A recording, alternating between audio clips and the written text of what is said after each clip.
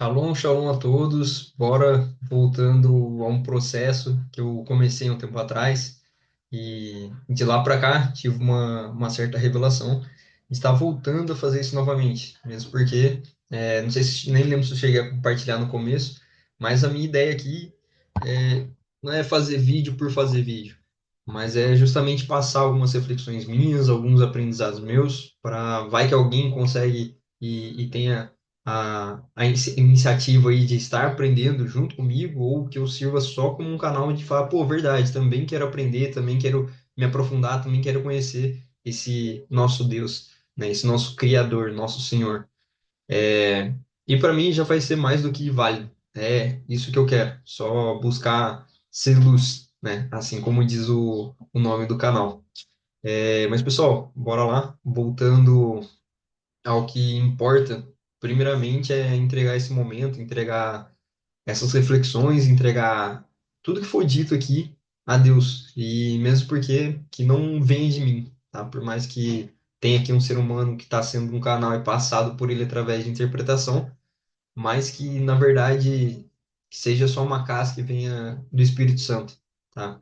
Trazendo revelação, seja para mim ou seja diretamente para você, mesmo que eu fale alguma coisa que só está escrito ou que eu tenha uma interpretação e deixe talvez passar ali alguma impressão minha, de alguma vivência minha e não sendo exatamente lá do Espírito Santo, mas que ele toque diretamente em você através da palavra, tá bom? Então, antes de tudo, bora orar, né? Entregar esse momento a Ele, que é a Ele toda a honra, a Ele toda a glória, a Ele todo o louvor, de tudo pertence e tudo faz, né? Por nós. Santo Deus, todo-poderoso, misericordioso, glorioso, poderoso, Pai. Nós te agradecemos, Senhor. Te agradeço por mais esse momento, te agradeço por mais essa oportunidade de estar falando de ti. Te agradeço, Senhor, pelo que o Senhor já foi e ainda será, Pai, na minha vida e na vida da minha família e de todos que estão compartilhando comigo esse momento, Senhor. Te agradeço, Deus, e lhe peço, Pai, sinceramente, Pai, com todo o coração, com todo o amor, Pai, que eu tenho em Ti, Deus. Que esse momento, Pai, seja um momento consagrado a Ti, Pai. Não deixe que saia de mim, Pai, do meu humano, Senhor. Nada que não faça sentido, que não seja de Ti, Pai, do que ser falado aqui. E, na verdade, venha do Teu Espírito, Pai. Que o Seu Espírito flua através de mim, Deus, sendo para pensar alguma coisa extra, falar alguma coisa extra, que não saia da minha boca, Pai, mas da boca do Espírito, Deus. E no mais que a tua palavra faça fluir, Pai, em nós, Pai, o teu poder, o teu espírito, o teu amor, Pai, principalmente a tua justiça, Deus. Porque o Senhor é um Deus misericordioso, sim, Pai, mas principalmente um Deus de justiça, Deus. Então nos ensina a ser justos, Deus. Nos ensina assim como o Senhor é, Pai. Em nome de Jesus. Amém. Bora lá. Hoje é um pouquinho diferente, tá? Retomando como fazia normalmente de costume, tinha uma certa cerimoniazinha ali. Hoje, pensando em ser um pouco mais livre, que justamente é o que eu venho aprendendo durante esses tempos, e quero compartilhar com vocês sobre a liberdade que Deus, que o Espírito faz sobre nós. Nos ensina, nos mostra, nos faz ser livres, né? E foi um dos maiores e melhores aprendizados que eu tive. Deixar fluir, deixar ser e, e tirar ali o nosso ego da frente, tirar qualquer outra coisa da frente que impeça esse fluir. Que é esse fluir que é a nossa liberdade, né? É desse fluir que vem o nosso contato ali realmente espiritual com ele, né? Um contato genuíno, sem só de coração, sem de mente e discernimento nosso em si, que seja um discernimento dele. E nesse sentido, né, hoje vou ler um pouquinho de palavra, mas não vou chegar a adorar com vocês. E quero passar para vocês hoje diretamente dois aprendizados aqui que eu tive em curto tempo, mas dar um breve testemunho. Esse breve testemunho é o seguinte: desde que eu fiz esse canal, eu já estava voltando numa certa pegada com Deus. querendo estabelecer e criar cada vez mais, voltar aquele contato, aquele primeiro amor, de certa forma. E até sobre isso também tive um aprendizado nessa nova caminhada. E, cara, assim como todo relacionamento, de certa forma, esse primeiro amor, essa euforia, esse fogo, ela passa. Ela passa.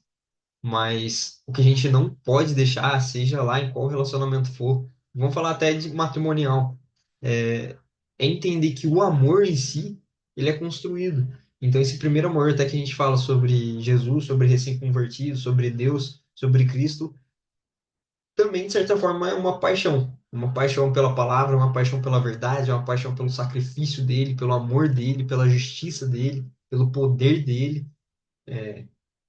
sobre nós e sobre tudo, né? Então, voltando ao que realmente significa amor, né? O que eu tenho para mim faz total sentido, é até hoje a única coisa que faz sentido para mim, é pensar que um amor ele é construído. Um amor de verdade, para ele ser firme, sólido, criado e fortalecido ali na rocha, feito numa boa base, num bom alicerce e crescer e desenvolver em si, ele é através de pequenos atos, pequenas coisas, recorrentemente, constantemente fazendo, sendo criado, tendo atenção, dando atenção, pedindo atenção, dando amor, dando carinho, a ele dando louvor, dando graças, dando glórias, e então é criando, né? E não esperando que simplesmente só venha dele. Só vir dele a gente já abre o olho, já é um milagre. Todo dia, cada instante. Seja levantar da cama e não dar ruim. Seja ter alguma coisa para comer, beber uma água. Pode ser simples se a gente parar e pensar nisso, mas só no primeiro instante. E a hora que a gente começa a aprofundar isso e ver toda a complexidade que teve ali naquele ambiente, naquele sistema, em tudo que envolve essas coisas simples, cara, é absurdo, é absurdo. Isso mesmo da parte biológica, partindo literalmente para biologia, para física, para qualquer coisa do tipo. Pra gente entender, quando a gente começa a entender como tudo funciona, cada minúcia é muito complexo, é bizarro, é lindo, é lindo. E a gente dá valor a isso, essas pequenas coisas, diariamente, ter essa construção, pedir esse relacionamento, essa proximidade diariamente, pode ter certeza que a gente firma um amor e a gente chega na famosa fé contínua, né? Que não importa ali aquele primeiro amor, aquela paixão inicial nossa, aquele fogo ardente e é intenso, às vezes vou, né, compartilho da palavra, ajudo, salvo, resgato pessoas e tal, não sei o quê, e daqui a pouco esfrio, esfrio, chego ali no fim da vida, onde não tenho mais contato, chego ali no fim da vida, onde perdi minha fé, chego ali no fim da vida, onde. E aí? O que será que vai ser de mim? Se essa fé contínua até o final, perseverar até o final. É o que ele fala pra gente. É o que ele fala pra gente, vigiar e orar sem cessar, constantemente, através da oração, através da palavra, da leitura da palavra, é onde vem o nosso relacionamento com ele. Então, enfim, te encorajo a isso. E os dois aprendizados aqui que eu quero trazer diretamente é o seguinte, voltando aqui um pouquinho antes no meu testemunho, é que eu, né, tava nessa busca e tudo mais, só que não estava me encaixando há muitos anos, não estava me encaixando com esses modelos tradicionais de igrejas com placas, digamos assim, com denominações, com instituições ali que têm as suas doutrinas, muitas das vezes, quase nada baseado em Bíblia, mas realmente veio passando de liderança em liderança, veio passando de, né, autoridades em autoridades e chegaram nesse conceito, onde a maior autoridade, a maior referência, a maior liderança está aqui, é para ser daqui, né? E daí, nesse meio do caminho, a gente encontrou pessoas muito abençoadas, um casal que abraçou nossa família e apresentou para gente um outro estilo. Realmente um estilo onde essa é a base, onde o que está aqui é o que é falado, o que está aqui é o que é feito, né? Lógico, a gente é ser humano, tem falhas, mas sempre vai continuar sendo assim, né? Então a gente simplesmente por outras denominações ou tudo mais, a gente só se decepcionar por seres humanos, cara, vai ser em qualquer lugar, vai ser de qualquer jeito. Mas o que me incomodava é realmente ter pouco disso, pouco disso, e mais do que, fulano achou que é assim e é assim, né? É complicado, né? Mas enfim, esse foi a minha visão. E daí encontrei irmãos onde a gente congrega na igreja de Cristo, né? A gente congrega em lares, às vezes, quando se reúne um pouco mais pessoas em alguns lugares em si, mas não tem um lugar específico, não tem uma placa, não tem uma denominação, né? É a igreja de Cristo, é a igreja do, do reino, é o evangelho do reino, né? É muito interessante, muito gostoso. Mas, enfim, compartilhando isso, então, de lá para cá, eu vim aprendendo e vim estimulando e quebrando muitas coisas, né? Porque, afinal de contas, eu fui criado dentro de uma denominação e fui tendo minhas experiências, né? E estamos aí. E desses aprendizados, né? Uma das coisas que não veio nem da liderança em si, mas eu, do meu jeito, questionando e estudando e lendo palavra e tudo mais, uma das coisas que eu vim aprendendo é que, cara, a missão de Deus para a gente, o que Deus quer de nós, é uma família de muitos filhos, com muitos irmãos, semelhante a Jesus. Ponto. Não fala A, B, D, C, Z. Não. Um, dois, três. Não. Uma família de muitos filhos, com muitos irmãos, semelhante a Jesus. Ponto. Então, isso vem queimando um tanto dentro de mim, né? E daí eu vou até começar a fazer uma dinâmica um pouco diferente. Eu vou começar a compartilhar com vocês a tela, que é para mostrar sobre esse aprendizado, que é o seguinte, vamos falar ali de irmãos cristãos que, que são dedicados ali, devotos numa fé católica, tá? Uma das maiores e principais diferenças, né, entre nós cristãos, vamos dizer, evangélicos, né, digamos assim, é justamente não acreditar, né, e não ter para gente com relação aos santos deles, né? A gente sabe que aquilo ali é uma idolatria que acontece pelo menos 99% das vezes, né? Só que nessas reflexões, o que eu vim pensando foi na palavra de santo, de santidade, de santificação. Eu vou compartilhar com vocês e continuo já aqui a discorrer aqui um pouco mais das ideias, tá? Vai dar uma carregada e já já aparece aí para vocês também. Só ver aqui. Aqui tá. Beleza. Sim,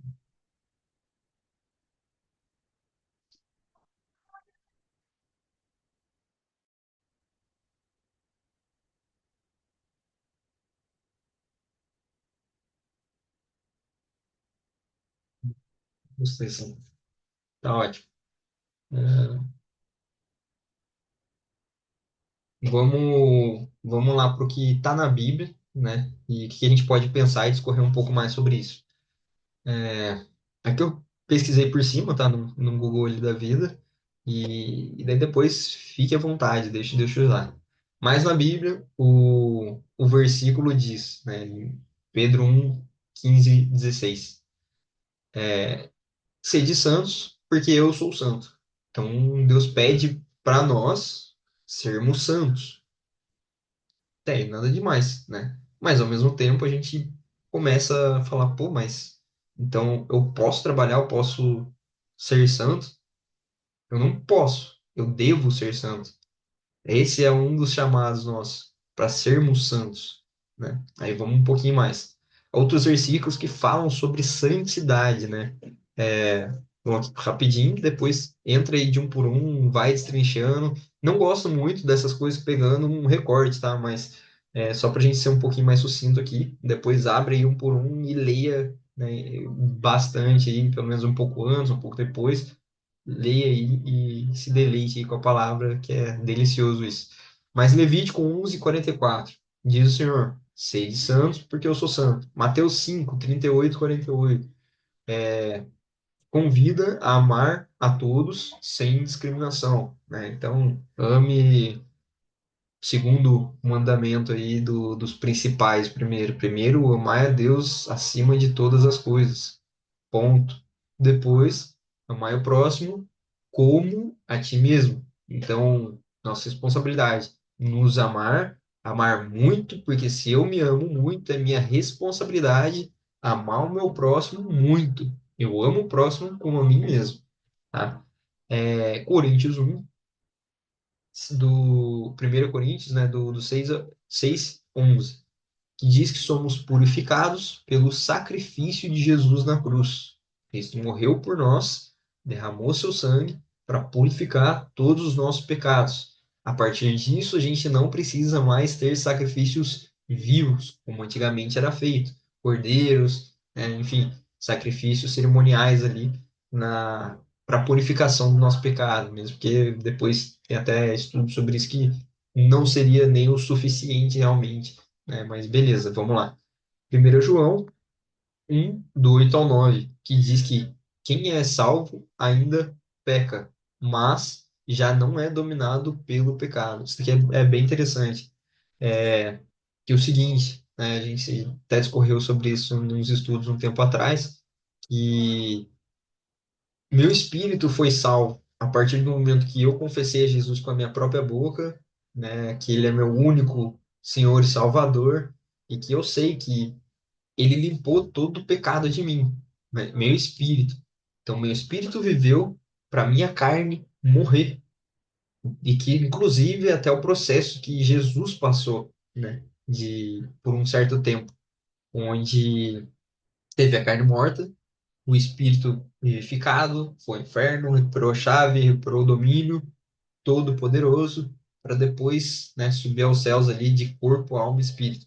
É, mas enfim, então, mas a nossa carne, a nossa memória, o nosso corpo ainda continua.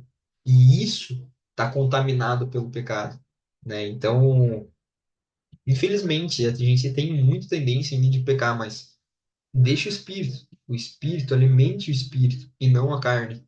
O espírito é vida e a carne que morra, menos de mim e mais dele, tá?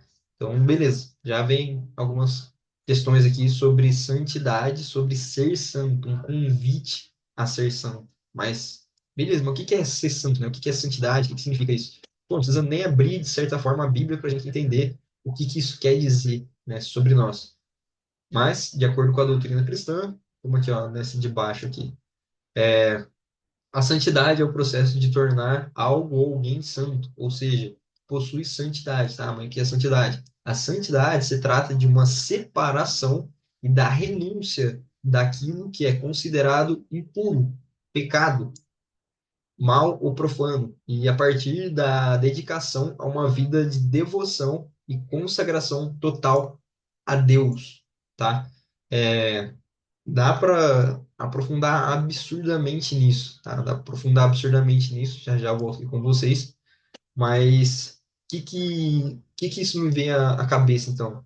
Cara, católicos não necessariamente estavam 100%, eles estão 100% errados. Falando sobre Maria ser santa, sobre, enfim, os apóstolos e tudo mais, mesmo porque eram pessoas que caminhavam com Jesus, caminhavam com Deus pelo propósito de Deus, fazendo a missão que era para ser feita. Então, com certeza, convivendo ali com Jesus e se dedicando ao máximo nele, porque ele é a palavra, né? A palavra é a verdade e a palavra vai nos libertar, é a única verdade, é a única vida, né? É, é o único caminho. Então, eles eram santos, eles eram separados do pecado. Pensando nessa nossa salvação, eles foram salvos, né? Eles renunciaram ao pecado, eles renunciaram à carne, apesar de continuarem sendo seres humanos, apesar de continuarem muito provavelmente falhando em algum momento, né? Mas dentro de uma vida que pede para a gente buscar a santidade, buscar ser santo, e eu creio que eles eram santos, assim como nós somos chamados para ser santos. Eu quero, eu sou santo, eu sou separado do mundo. Eu entreguei minha vida para Jesus. Posso errar? Posso, mas isso não tira minha santidade. Agora, um ponto negativo, dois pontos negativos e errados que eu vejo na doutrina cristã católica, vamos dizer assim. Essas pessoas morreram e eram pessoas como quaisquer outros, né? Então, tudo bem, muito abençoado, tiveram um privilégio ali, né, naquela época. Mas ainda assim são pessoas, né? Pessoas que, pecadores e tudo mais. Então, depois que morreram, elas dormem. Enquanto elas estão dormindo, elas aguardam o julgamento. Então, elas foram santas. Sim, não são mais, estão mortas, estão dormindo, estão esperando, aguardando a volta de Jesus, né? É, primeiro ponto. Então, tratam ali como se tivesse alguma vida ali, né? E que isso é até complicado na própria Bíblia, fala de não querer falar com mortos, né? E aí, o segundo ponto, lógico, que é com relação à idolatria em cima dessas pessoas, né? Fazendo até esculturas e tudo mais que Deus pede para a gente não fazer. E, e dentro disso, né, ter aquela questão de pedir e querer que essas pessoas, né, que não estão mais entre nós, intercedam, ao Pai por nós. Intercedam, teoricamente, quase que intercedam, essas pessoas intercedam a Jesus para que Jesus interceda ao Pai, sendo que a gente tem um livre acesso, sendo que depois que Jesus morreu e se sacrificou por nós, nós temos livre acesso. O Espírito habita em nós, né? Depois que eu creio, depois que eu me entrego, entrego a minha vida, depois que eu sou batizado, o Espírito vive em mim. O Espírito vive em você se você passou por esse processo. Se não passou, te convido a passar por esse processo, né? Que esse processo é justamente nisso. Ter esse conceito, esse entendimento, essa revelação, entregar a sua vida para Jesus, sabendo que ele é o único e exclusivo Salvador, né, que morreu na cruz por você. A partir disso, procurando algum líder, alguma referência para estar te apresentando, né, a ele, te entregando a ele, praticamente como um sacrifício vivo também, que não precisa dar a sua vida física ali, né, digamos assim, não precisa morrer para isso. Ele morreu por nós. Mas para passar pelo batismo, onde a gente vai emergir para as águas, voltar em plena consciência, sabendo que daqui em diante o meu espírito vive, mas a minha carne, o velho homem, ele já não vive mais. Apesar de ficar no espinho da carne ali, né, querendo ressuscitar ali, constantemente, e é a nossa luta, é a nossa briga constante até o final da nossa vida. Ponto. Faz parte, tá? Mas pô, que já livrou foi absurdo. E, e daí, continuando, né? Então, como a gente tem livre acesso, não faz sentido nenhum. E na própria Bíblia tem ali falando que. Eu vou até ver se eu acho aqui agora, que essa eu esqueci de preparar, mas falando sobre o. Aqui,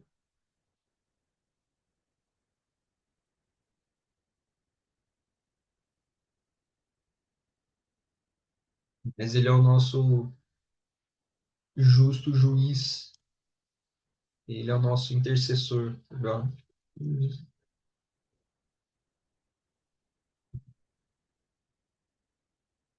Como vai ser rápido aqui, improvisado, vou pegar aqui o que está falando, mas não tem a parte exatamente da Bíblia mostrando para vocês, tá? Mas fiquem à vontade, estudem, conheçam a verdade, e a verdade vos libertará. De acordo com a Bíblia, Jesus é o nosso acesso ao Pai e intercessor. Jesus, Jesus, não tem Maria, Marta, João, não tem ninguém, tá? Jesus é o nosso acesso ao Pai e intercessor, pois é o único mediador entre Deus e os homens. Acabou. Depois que o véu se rasgou, acabou. A gente tem livre acesso a ele, né, através de Jesus. Temos acesso ao Pai por meio de Jesus, pela fé nele. Aqui, ó, Efésios, por exemplo, fala sobre isso. Jesus, temos acesso ao Pai em um espírito e que somos co-cidadãos, né, dos santos da família de Deus. Intercessor, Jesus é o nosso intercessor junto ao Pai, pois é a expiação pelos nossos pecados, né? Ele nos redimiu dos nossos pecados e também pelos de todo mundo. Timóteo, né, mediador e tal, que mediador, né, o caminho, é o único caminho pelo qual pode passar as orações dos homens, né, dos santos e dos anjos. Então, enfim, aqui tem uma leve distinção, mas que teoricamente não faz sentido dentro do que a gente viu. Então, a gente vê que tem uma base que é um pouquinho diferente. E isso faz até chegar no segundo aprendizado. Tá? Até aqui acho que deu para entender certinho, né, o que eu estou querendo passar aqui com relação a sermos santos, a ser santo. Isso não tem nada de errado. Nós somos santos, somos chamados para ser santos. Maria foi uma santa, né? Em João, Pedro, Tiago foram santos, né? Só que não são mais, tá? São dormentes, estão dormentes, tá? Aí, nesse segundo ponto, falar sobre, né, com relação ao nosso acesso, onde esses dias eu deparei, quer ver, ó, vamos ver se acha aqui. É,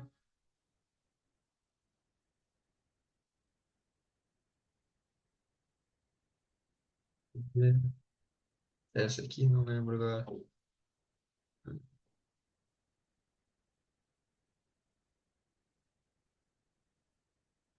Não é essa daqui não, mas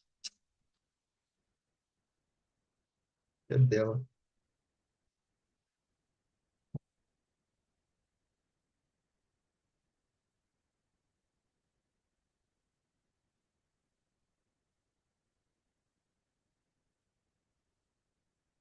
Não, essa não é dela. Mas, enfim, uma música muito bonita. Mo, Mo, tá gravando, peraí, tá gravando. Mas você lembra aquela música lá do Atro lá? Que música que é mesmo? Como que é? Não lembro? Um dia em teus átrios barulhos. Meu prazer é te louvar. Isso. Meu prazer. É, boa. Depois vai cortar isso? Não, mas você não vai aparecer, não.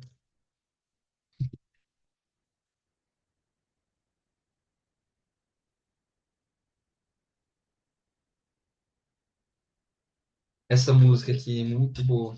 Em espírito e em verdade. Acho que é essa, né? Em espírito e em verdade, te adoramos, te adoramos. Pra te adorar, ó Rei dos Reis, foi que eu nasci, ó Rei Jesus. Meu prazer é te louvar, meu prazer é estar. Ponto. Aqui vem o aprendizado. Meu prazer é estar é, nos átrios do Senhor, né? Meu prazer é viver na casa de Deus onde flui o amor. O que que foi meu aprendizado esse tempo atrás com relação a isso, né? A palavra átrio, você sabe o que que significa a palavra átrio?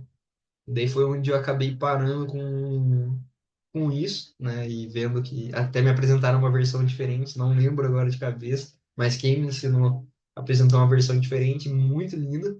Então a gente faz essa pequena mudança e tira essa palavra, essas duas frases aí, hum, e estar, né, só no prazer em estar nos átrios do Senhor e viver na casa de Deus. Mesmo porque a gente tem que servir a Deus, né? Nós somos chamados para servir a Deus. E nessa de sermos chamados para servir a Deus, só estar na casa de Deus não quer dizer que eu estou servindo a Ele. E outra, que com relação à palavra átrio em si, ó, átrio, um pátio, tá? Fechado pelas construções, tal, a construção, é uma sala principal, né? Normalmente foi, como falo? Enfim, era comum ali na época romana, né, e tudo mais. E E o que que tem isso, né? O que que tem isso? Que é o seguinte, no átrio, a gente não ficava na presença de Deus. Por quê? Quando a gente vai ver a construção,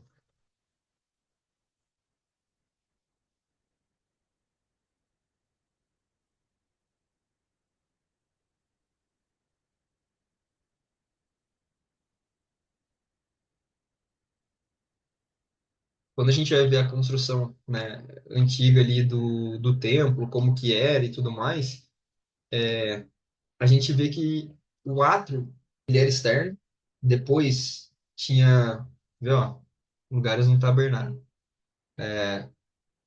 Santo dos Santos, e, ou Santíssimo Lugar, né, era um tabernáculo, uma sala do templo de Salomão, aí fala das coisas, mas enfim, é onde, não vou achar que agora também foi improvisado, mas vocês vão ver, né, estudando, indo atrás disso, que tinham pelo menos, se não me engano, acho que uns dois ou três lugares, tá?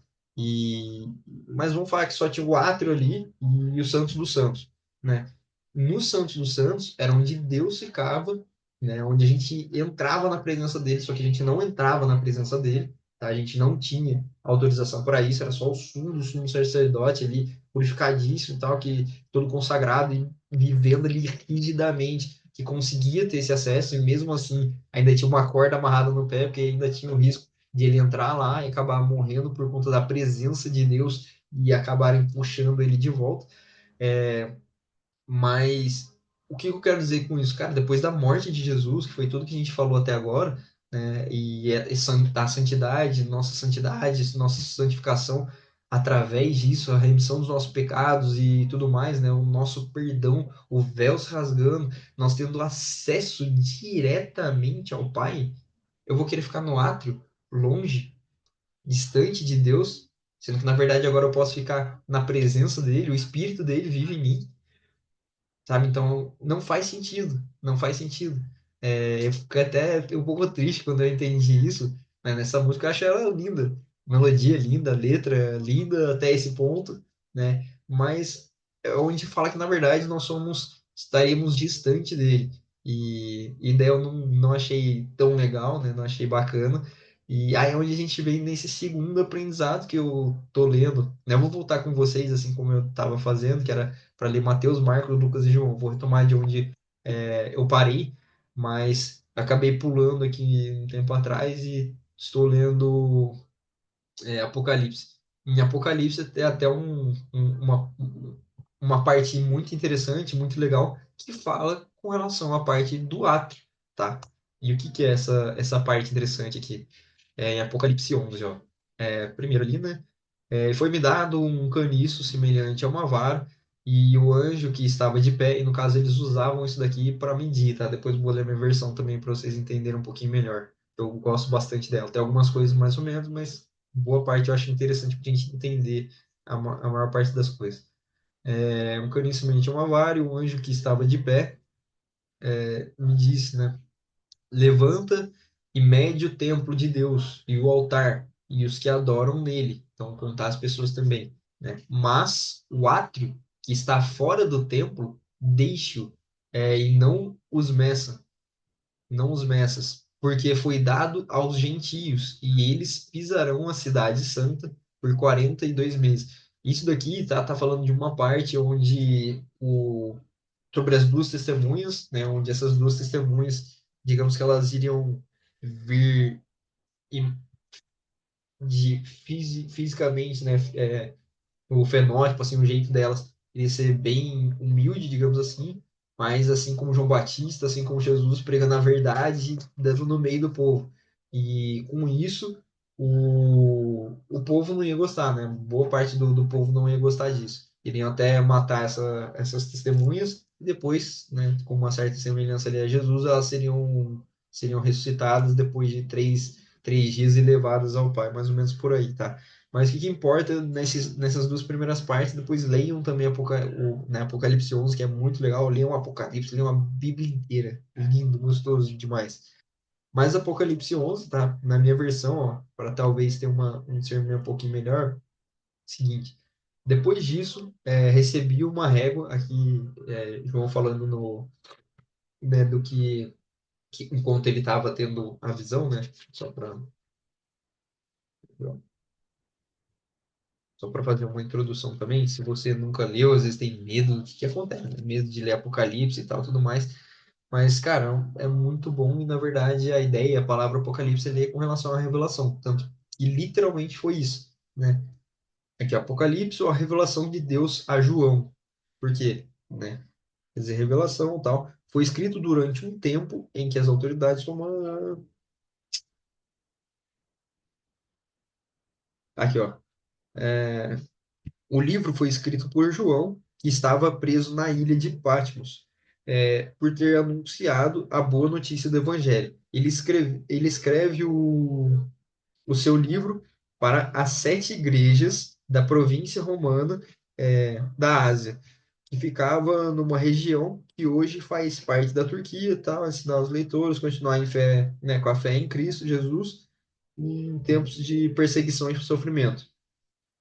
Então, enfim, o que acontece, né? Ele estava nessa situação e durante essa situação, né, muita perseguição, muita luta ali, ele teve essas revelações. Ele basicamente, praticamente teve um certo, talvez, arrebatamento, né, começou a ter visões, né? E essas visões foram o que ele descreve em Apocalipse, tirando uma partezinha. Muito legal, muito interessante. Chega lá para você ler que você vai entender. Mas está logo no começo ali de Apocalipse, é bem, bem legal. Mas voltando para Apocalipse 11, depois disso recebi uma régua, então João, né, recebeu uma régua de medir para parecida com um caniço, e me disseram: levante-se, tire as medidas do templo de Deus e do altar, e conte as pessoas que estão adorando no templo. Porém, não tire as medidas do pátio exterior do templo, ou seja, do átrio, pois esse pátio foi dado aos pagãos, que pisarão na cidade santa, tal, não sei o quê. Então, se a gente vai, né, para pagão, se a gente vai para gentio, sendo que depois que nós aceitamos Jesus, nós somos filhos de Deus, não somos mais considerados gentios, nós somos enxertados, né, como filhos de Deus ali. É, Cara, eu não quero ficar distante. Eu não sei você, mas eu não quero ficar distante. Não quero ficar no átrio ali. Eu quero ficar direto na presença. É para isso que eu imagino que eu fui criado, para isso que eu sinto que eu fui criado e para isso o meu propósito de estar aqui, né? Então, enfim, hoje foram mais ou menos esses dois aprendizados, tá? Espero que tenha servido aí de ânimo para você, para entender e saber que você foi chamado para ser santo. Então, antes disso, se arrependa, tá? Entregue sua vida para Jesus, busque santidade constantemente até o final da sua vida. Jejue, ore, leia a palavra, tá? Louve, adore, engrandeça o nome do nosso Criador, porque ele é lindo, maravilhoso e perfeito, tá? Justo e fiel. E debruce sobre a palavra, tá? Debruce sobre a palavra que ela ensina muito pra gente, tá? Então, busque santidade, seja santo, tá? E busque a presença dele. Não busque o átrio. Não busque o átrio. Busque a presença dele. Busque ele em você através do nosso Espírito Santo de Deus, tá bom? Então, amém. Muito obrigado mais uma vez e seja luz. Tchau, tchau. Até a próxima.